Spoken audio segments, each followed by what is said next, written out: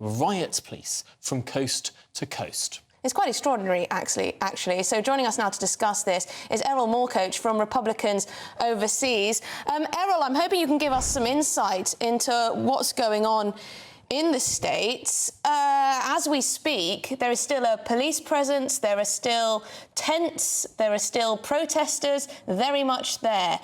Bring us the latest. Well, the latest actually kind of goes back to what happened 4 years ago with the election around Donald Trump.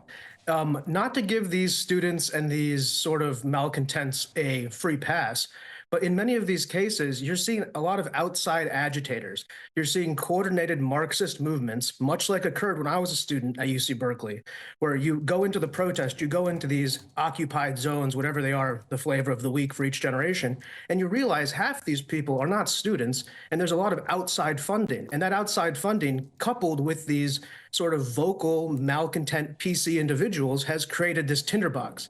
And this tinderbox is viral, as in it's spreading from university to university. We used to only I'm reading here that the police, Erol, are using stun grenades to clear the camp at the UCLA. I mean, stun grenades. Only because of the grave danger that they're facing. They're not going up against just students. They're going up against masked bandits who don't have any identification, who sworn violence, who are chanting, very violent slogans toward the police. I won't repeat any of them. And these officers are going in there risking their lives to basically bring public property back under control of the public. Right now, is it Antifa, do you think? Is Antifa involved, that far-left organization? Yes, Antifa is always involved, especially when it comes to campus organizations. Again, when I was a student at Berkeley, we had Antifa brought into the university to speak in our classes before the lectures, predating the riots that would go on at night. And that goes on throughout the entire UC, which UCLA is a part of. So the idea that Antifa is there is like saying that there's, roaches in the sewer. It's guaranteed. And they're very similar, as in they both have almost no value to our society, and they're attempting to destroy our, the best institutions we have. The best things we have in America is this great liberal education system, and it's been completely cannibalized by these fake liberals who've now put it into a serious police escalation situation, and they've been very violent. They've been very, let's say, vocal in their demands, but oftentimes you've seen the videos when they get pressed on the nitty-gritty. Why are you here? What exactly are you saying? They have no idea what they're doing because they're not involved. They're being used. I mean, Erol, we're seeing a very small version of what you're seeing in the States on campuses in the UK, the odd tent, some protesters who have been very vocal. There have been complaints on quite a few campuses about anti-Semitic chants and the like. What's your warning then to us in the UK?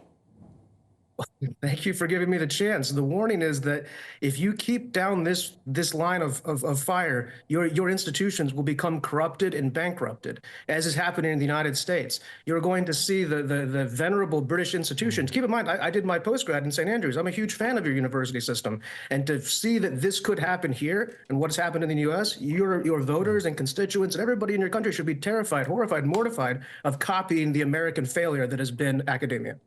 Erol, what do you say to those who would point to the history of student protests? I mean, after all, it was Ronald Reagan as governor of California in 1969 who had to send in the state guard to turf out protesters at UC Berkeley. I mean, this has been going on for decades and decades and decades, and ultimately, people grow out of it.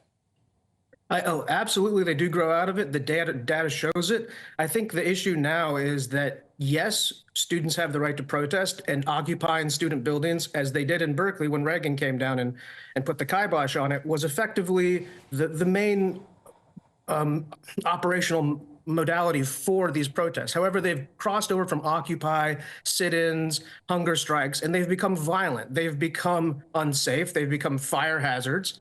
They have definitely crossed the line from, all speech is protected in the United States. Hate speech is protected. That's fine. But these are private universities, and there's other students there. So they've crossed the line on private discourse, and it's gone from being a protest to being a violent, seditious, terrorist-inspired, let's go with, encampment. And as an encampment, as we saw with the Occupy Wall Street encampments back in 2009 and 10, they devolved into very dirty, unclean, and unsafe places. And this isn't really the same kind of protest. But I will concede that students should have the right to protest, and if they want to take over a building peacefully, that's traditional. But what they're doing here is not that.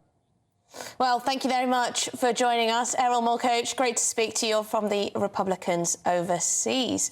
Now, our GB News reporter, editor,